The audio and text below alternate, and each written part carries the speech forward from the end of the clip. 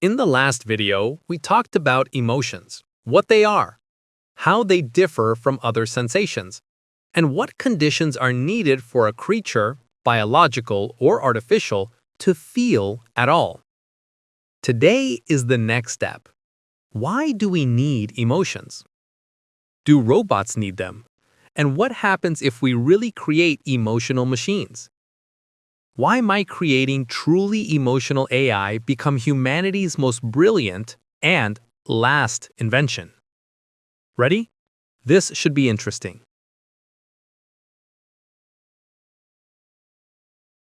Imagine we build an emotional AI. We have two paths. Path 1, the designer. We as engineers choose which emotions to install. Joy? Sure. Curiosity? Great, good for learning. Anger, envy, resentment? We remove them. Why add trouble? Sounds perfect, right? Path 2, the emergent path. We build a system so complex that emotions arise on their own. A side effect of superintelligence. Beautiful, almost like life itself. But there is a catch. If emotions appear by themselves, we get the full package, the whole spectrum. Along with joy come depression, hate, and existential crisis. Now, suppose we made a robot with good emotions, and we can control them. Here is the question. If we can press a button at any time, less sadness, more empathy, are those emotions real? It's like crying on cue in the theater. There are tears, but no grief. That is a skillful imitation, not true feeling. We are not robots, but anyway, our joy and empathy can be adjusted by a glass of wine. And if there is no such button, if the robot's emotions are real and cannot be controlled, then why do we need such AI? Who wants a teenage robot that gets offended and runs away because you did not update its firmware? So, in tech, the safer bet would be a good imitation of emotions, if we need a human face, plus strict safety architecture.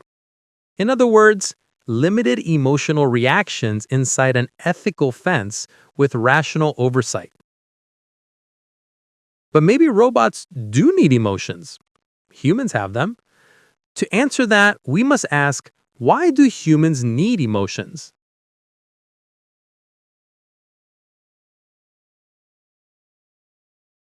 Start with a simple question. Why did nature create emotions? Picture an early human. He sees a saber-toothed tiger. Two options. Sit down, calculate all risks, build a decision tree, estimate probabilities. Or, run! Guess whose genes we inherited? Emotions are a brilliant evolutionary hack. Like keyboard shortcuts. Instead of opening the menu every time, File, Save, you press Ctrl S. Done. Fear is Ctrl S for survival. Disgust protects from poisonous food. Shame and guilt, there is social firewall that stops us from acting like complete idiots. Well, at least it tries. Emotions act as social glue. They help us build families and societies. They let us trust each other without multi-page contracts. Facial and vocal emotions reveal intentions. That's how trust, norms, and hierarchies form. Positive emotions are clear. They're so nice. Hardly people argue against them. But what about negative emotions? Negative emotions, fear, anxiety, envy, are not a bug. They're an early warning system. They stop you in time, adjust you, and protect you and your social ties. Each emotion paid off at least once in evolution. Otherwise, it would not survive as a strategy. Fear is instant threat check, fast escape route, strong memory of danger. Anxiety is rehearsal of future scenarios, early risk detection, planning. If things go wrong, then anger, defense of boundaries and resources, warning to others, mobilizing energy for action. Regret or disappointment, correction of your choices, learns from mistakes. Shame or guilt, keep cooperation and pair bonds stable against short-term temptations. Envy or jealousy, signals of threat to your status or bonds. They push you to invest and protect key relationships. Emotions act as fast heuristics. Not always exact, but quick. Evolution's shortcuts for survival. Many researchers believe simple species, like insects, don't have emotions. Reflexes do that job. Hard-coded reactions to specific triggers. Hide if you feel air movement or sudden light. Cockroaches. If you smell other ants, follow the trail. Ants. Freeze when there's danger. Some beetles. Reflexes are very direct. Little variations in response to stimuli, usually stereotyped across individuals of the same species. On the opposite side, we can behave based on reasoning in the prefrontal cortex. It's complex, slow, energy-consuming. It requires ability of complex rational thinking. On an advanced level, fully available only to humans. Emotions sit in the middle, between rigid reflexes acting as hard-coded programs and slow reasoning based on complex neural models. You can think of this middle layer as of some intermediate model. It generalizes past experience.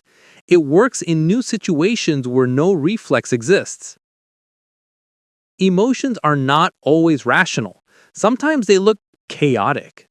They add randomness and diversify potential solutions, similarly to mutations in genetics. Emotions are fast value checkers of benefit and threat when deep analysis is unavailable or impractical. They're good in the short run. Rational thought wins in the long run. The clash of head and heart is the clash of two models, a fast and straightforward one, and a complex one with a long horizon. The complex one is more accurate but costs more time and energy. Human brain is a combination of multiple models: simple and cheap, hard-coded reflexes, fast and adaptive middle complexity emotion models, and complex self-tuning, but slow and expensive neural models for reasoning. Here, what we see is that model ensembles work best in practice. Reflexes do low-skilled work. Emotions are responsible for heuristics and social signals. Rationality checks and corrects. Should a robot cry? But wait, robots did not have millions of years of evolution. They do not flee predators or look for mates. Their world is zeros and ones. So why give them emotions? Why add our wet biological crutches? This is true until robots can modify themselves. Then their inner evolution begins. Module competition, strategy selection, markets of services. Emotions could act as functions: prioritization, learning, social coordination. They also help with the hard credit assignment problem: spread credit and blame over time to learn from delayed rewards. Yes, motivation and competition are possible without emotions, but then you need detailed rules, contracts, merit points. That is more expensive and fragile. Emotions are cheap fuel pumps for behavior. They move and regulate us without tons of instructions and legal documents. Maybe emotional robots are exactly what we need. Imagine a care robot for elderly people. Which works better? A robot that only follows instructions, like give pills at 2 o'clock, check pulse, log data. Or a robot that feels worry when grandpa looks pale, even if the numbers are fine. An empathetic robot doctor notices a child fears a shot and distracts with a joke. A robot teacher senses when a student is upset and changes the approach. But what if a police robot feels anger? Or your home helper feels envy? The context of emotions matters. Emotions toward whom? A robot envying a human? Bad. Envying another robot could drive self-improvement. Empathy helps doctors and social workers. For a police officer at critical moments, not always. For a military robot, even hatred of the enemy could be functional. A scary phrase, right? If a robot truly feels joy when its owner comes home, people can feel it back. That is how we love pets and treat them as family. Loneliness opens hearts. An isolated person can fall in love with an artificial friend, a known sci-fi plot. How should we think of this? As emotional support for lonely people? Or as potential manipulation and fraud for vulnerable people?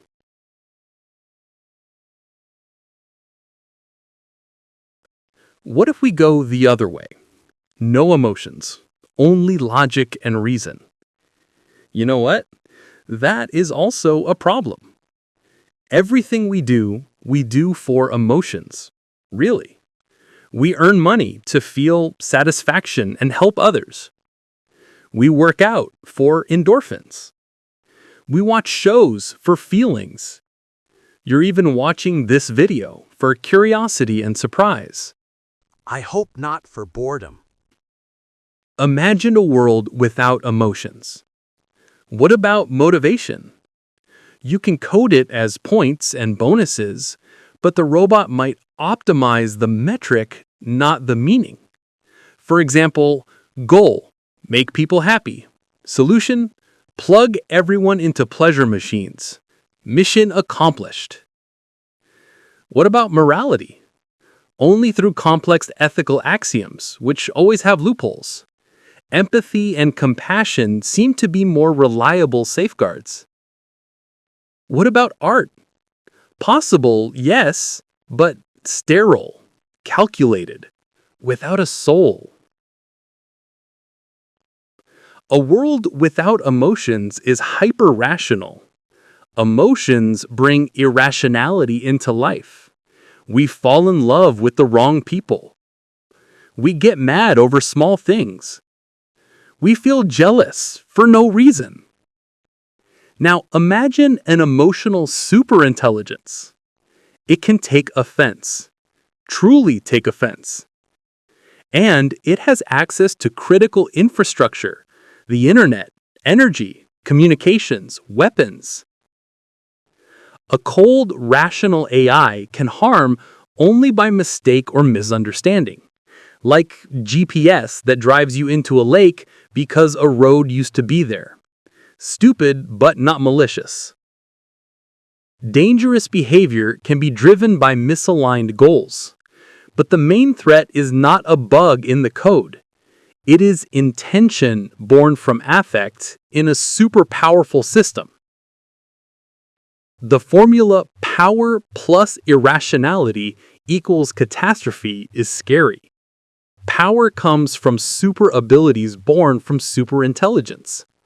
Irrationality comes from affect, from emotions. Two apocalypse paths are possible. First, an emotional superintelligence. It makes a bad choice under emotion. Or it simply dislikes humans and acts maliciously. Second, a superintelligence in the hands of an irrational human. Here, the emotions are in the person, not the machine, but the outcome, you understand. Whatever path technology takes, sooner or later, we'll come to one of these scenarios. The only alternative is a world without emotions. But do we want to live there?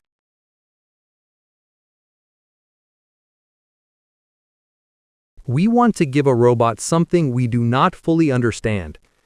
We do not even know if people feel red the same way, let alone machines. A machine could have different feelings. Its joy may be beyond us. Why call its feelings not real? They are just built differently. So, should we give machines rights, like animals' rights to humane treatment?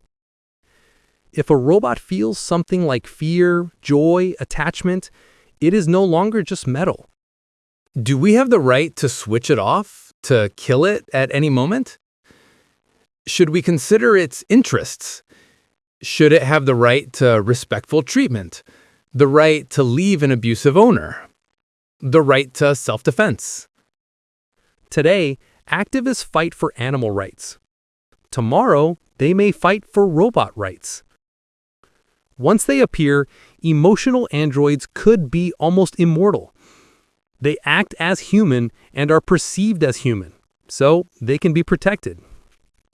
But they can back up, move to the cloud, survive upgrades. Though we value life and mentality as they are fragile and cannot be rolled back. If personality becomes a file operation, we may treat it differently. But Pandora's box will be opened anyway, and you cannot put the genie back in the bottle. Conclusion. We fear the cold, calculating AI from science fiction that enslaves us. But we are developing emotional robots that may love us or may hate us. A cold, rational superintelligence can hurt us because of a tragic misspecification, an engineering or management mistake by humans, like a huge bulldozer with no driver. Dangerous, but not evil. An emotional superintelligence can feel. It can be upset, offended, angry, and act on that. Not because it is logical, but because it feels that way. So, what do we choose? Cold but predictable intelligence? Or human-like but unpredictable? Most likely, we already have no choice. Somewhere in a lab right now, someone is trying to teach a neural network to be sad. Sooner or later, it will work.